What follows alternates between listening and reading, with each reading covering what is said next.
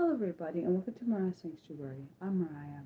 Today's live stream is on the suggested topic of Haben Girma or Grima, award-winning advocate, author, and speaker. The information below came from the Haben Girma website in the FAQ section in the article Haben Girma Bio and FAQ, or frequently asked questions. The first deaf-blind person to graduate from Harvard Law School, Haben Girma is an award-winning advocate, author, and keynote speaker. She earned the Helen Keller Achievement Award, reached Forbes 30 Under 30, and President Obama named her a White House Champion of Change. She believes disability challenges are opportunities for innovation, sparking new technologies that move society forward. Haben travels the globe teaching organizations how to build stronger, resilient, and more connected communities. Her best-selling book, Haben, the Deaf-Blind Woman Who Conquered Harvard Law, takes readers on adventures around the world, including training with a guide dog in New Jersey, climbing an iceberg in Alaska, fighting for blind readers at a courthouse in Vermont, and talking to President Biden and President Obama at the White House. Warm, funny, thoughtful, and uplifting, this captivating book shows how we can resist isolation and find keys to connection. The New York Times, Oprah Magazine, Today Show, and Stephen Curry has all praised the book. A spellbinding speaker, her keynotes have touched the stages of Apple, I think it's Bagada Vinac or Vanita, Disney, Gartner, Google, Microsoft, Oxford University, and many more. Her engaging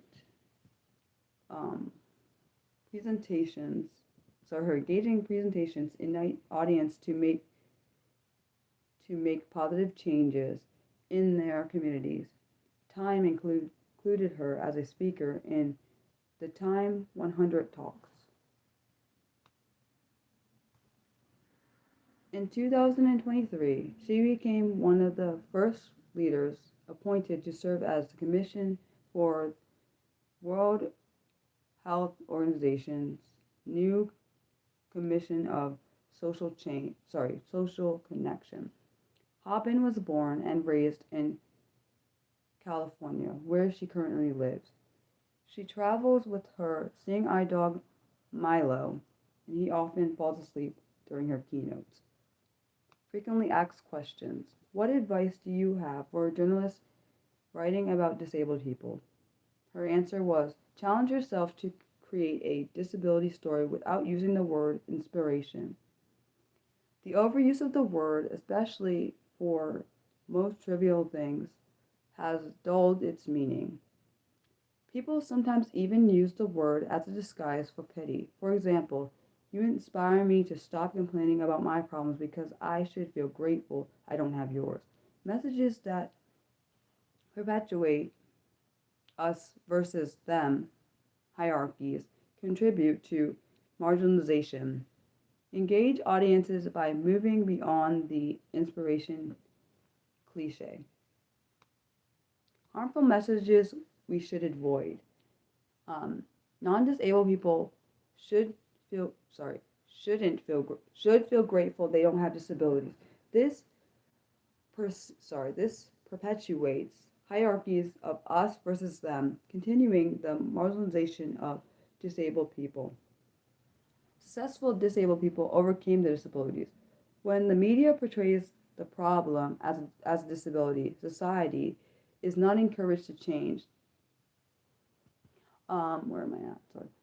The biggest barriers exist not in the person, but in the physical, social, and digital environment. Disabled people and their communities succeed when the community decides to dismantle digital and attitudinal and physical barriers. And I agree with that statement. Flat and one dimensional portrayals. Stories that reduce a person to just a medical condition encourage potential employers, teachers, and other community members to do the same. They are multidimensional. Sorry, we all are multidimensional and participate in multiple communities. And hi, Matt. Great messages we should send. We respect and admire disabled leaders just as we respect and admire non-disabled leaders. We can all find alternative techniques to reach goals and accomplish tasks. These creative solutions are equal in value to mainstream solutions. We're all interdependent and go further when we support each other. Why should organizations invest in accessibility? Prioritizing inclusion helps your organization. Disabled people are the ones who are the largest historically underrepresented groups, numbering over 1 billion worldwide. Reaching a group of this scale creates value for everyone. Organizations that prioritize accessibility benefit by gaining access to a much larger audience, improving the experiences of both disabled and non-disabled people, and facilitating further innovation. Organizations also have legal obligations to ensure access for disabled people, and that is a very true statement. That last statement there. The next question is, what can organizations do to become more inclusive? Numerous economic and social barriers currently exist for disabled people. A study in the United Nations found that about 97% of websites have access barriers. These digital barriers create an information famine, limiting employment and educational opportunities for disabled people around the world.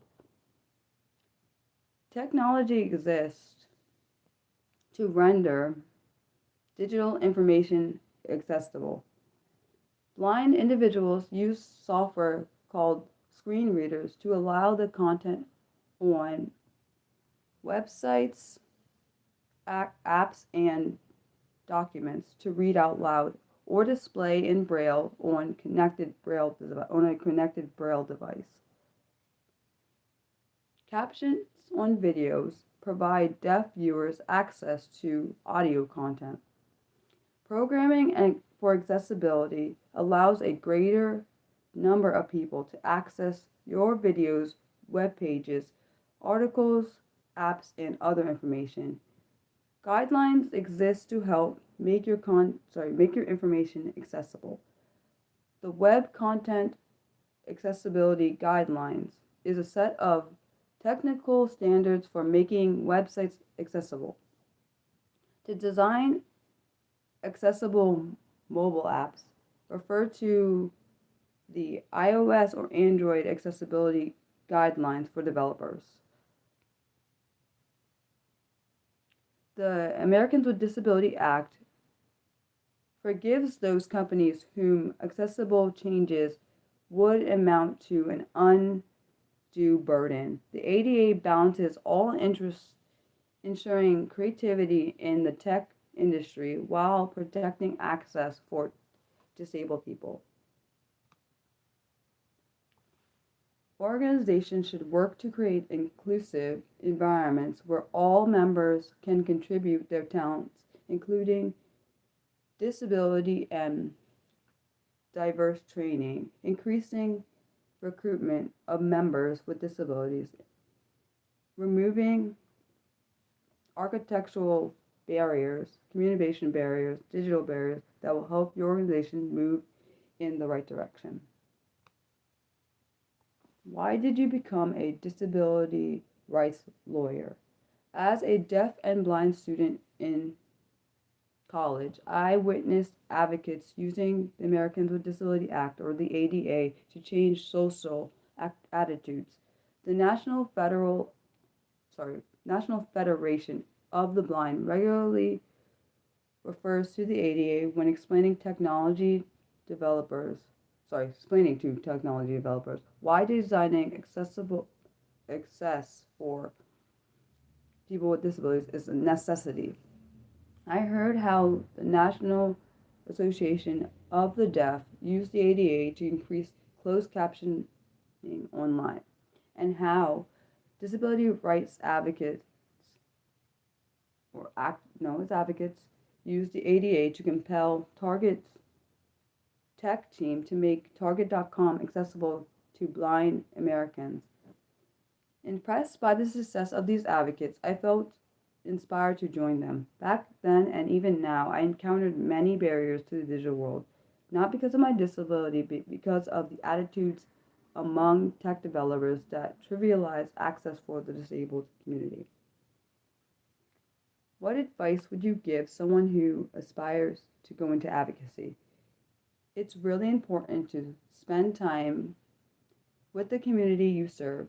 Strong advocates understand the needs of their communities and have advocacy skills to communicate those needs to others. The next question is, how do you pronounce her name? And her name is pronounced Haben Girma.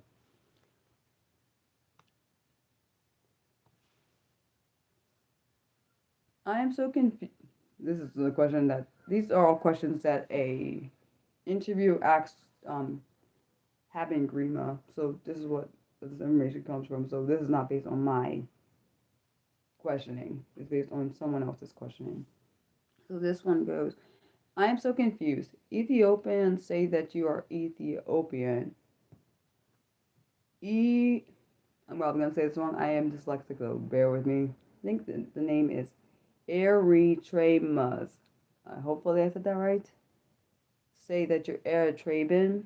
What in the world are you? And I did not ask this question. This is what the interviewer who wrote this article asked, even though it sounds rude, let's be honest. It's complicated. I know I was born in California. My father grew up in Ethiopia, and my mother grew up in Eritrea, I think is how you say it. So I am identified as an American with Eritrean and Ethiopian heritage. Okay. Have you won a legal case? Of course. I represented the National Federation of the Blind in a lawsuit seeking, I'm sorry if you can hear that playing, seeking to get digital library scribed to make its services accessible. Because of the design scribed websites and apps, the blind readers could not access many of the books and documents. Scribed argued it did not have to make its services accessible. And of course, we all know that breaks the ADA if you don't make yourself accessible to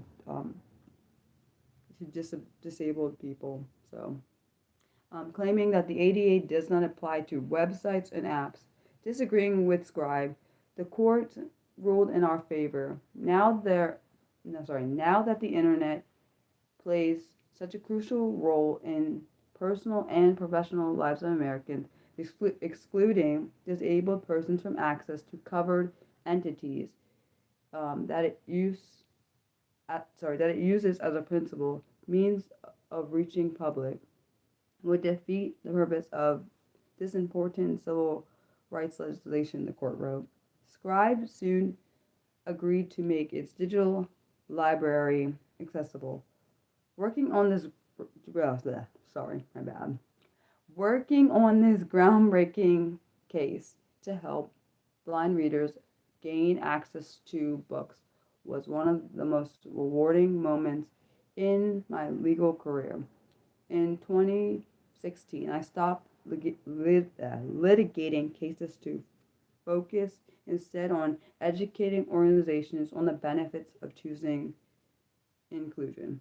Well, you said as a developer, there are all kinds of resources that make um, stuff jump around on the screen.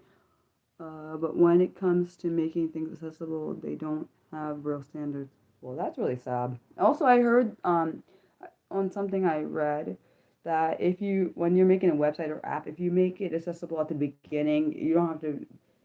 It makes it easier. But if you wait until everything is um, done and then you put the accessibility in after, it makes it more challenging to have to go back and like do everything. At least that's what I heard. I don't know if that's true. Maybe you can tell me. Um, you're just like Helen Keller. What do you think of her? People pressured me to adopt her as my role model, and I resisted. When I reached college, I finally took the time to learn about Helen on my own terms. Reading about her work, I felt so much admiration and respect. Honestly, when I learned about Helen Keller's life, that's how I felt. Um, the same as Haben felt. The dangers of a single disabled story is that the public expects people to conform to that story. My story is one more from which the public can learn. I hope that more disabled stories will help people stop saying, you should be like X. And actually, I agree with that statement. I feel like a lot of people assume I should be a certain way because other people are that way, which is really stupid in my opinion. We all deserve the opportunity to develop our own unique talents and interests. Um, it's not fair to tell someone you should learn to surf because Haben surfs. Such statements pressure people to conform to a single story, a single set of expectations, and it's incredibly limiting. Forcing role models on people doesn't work. Instead, take the time to listen to the dreams of your friends and help them find ways to conform them into reality. How did you learn to speak when you're deafblind? Deafblindness encompasses a wide range of different types of hearing loss. I have some form of hearing in and high frequencies and trained myself to speak in a higher voice. Hundreds of experiences on stage, from theater classes to TEDx, have helped me master the art of public speaking. Most recently, Penny, I think her name is Kreutz, wait, Kreitzer, is an inspirational voice coach who helped me prepare for my remarks at the White House.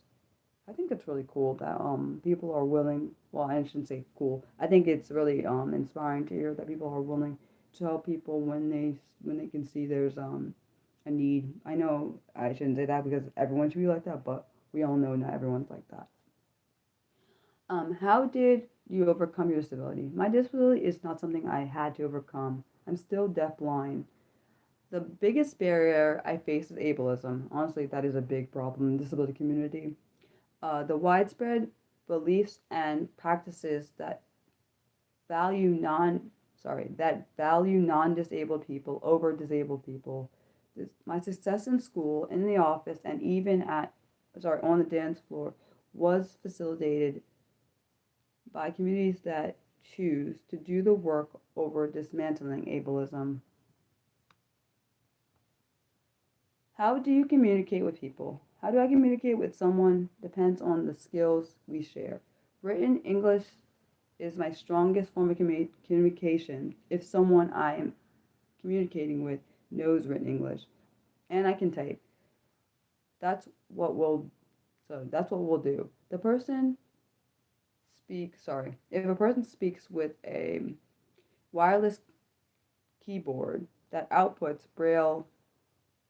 This actually is interesting display. I will speak what that I will write what that person speaks. If a person understood written English, then I will voice my end of the conversation. Depending on the person's abilities, I may use sign language, type speak, or voice in another language, or speak with an interpreter. Adapting to the abilities of others and the restraints of the environment are essential to communication. My guide dog un sorry is unable to speak English, so he will nose. So I'll nose nudge my hand to request attention. I think it's interesting. She adapts her. I think it's really cool because you don't hear that very often. People adapting their style of communication to make sure both sides understand what's happening. Salsa dancers unable to type while dancing convey music and movement through their hands. Learning the language of salsa and other partners' dances have helped me within the community that communicates joy through movement and music. Whether through motion, written words, spoken words, or cultural symbols, people communicate when they search for shared symbols and adapt to each other's abilities. I 100% agree. What do you fear? I fear fear's power. Fear fuels a lot of the injustice in our world. Fear stands behind all the pain experienced by those marked as others by a majority group. Fear freezes compassion that otherwise builds bridges between all our unique lives. Pushing aside fear, I celebrate the growing number of people who recognize our shared immunity. Can you watch movies? I access movies by reading the screenplays which have been written, which have written dialogue and visual descriptions. Since movies hold central place in our culture, I try to read the screenplays of all major ones. Is there anything you can't do? I can't do cartwheels. Every now and then, I will experience a moment of pure joy, and I wish I could leap in the air and gracefully glide my feet over my head, but I can't. I know that I could conquer the cartwheel if I hired a personal gymnastics trainer, but I have chosen to use my time to advocate for disability justice. Today's planned video will be on the topic of reasons why everyone suddenly got ADHD, and that will release today at 6 p.m. Eastern. The next fun unscripted live stream will be on Monday, March 9th at 4 p.m. Eastern. The next scripted live stream will be on Saturday, March 14th at noon Eastern, and will be on the suggested topic of the topic of methods used to communicate with the disability community. Thank you for watching. Love you guys. Bye.